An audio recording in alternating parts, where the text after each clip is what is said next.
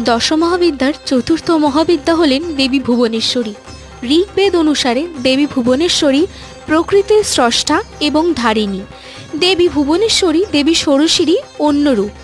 ইনি উদীয়মান সূর্যের ন্যায় প্রভাময়ী, দেবী চতুর্ভুজা এবং পাশ, অঙ্কুশ ও অভয় মুদ্রা ধারিণী।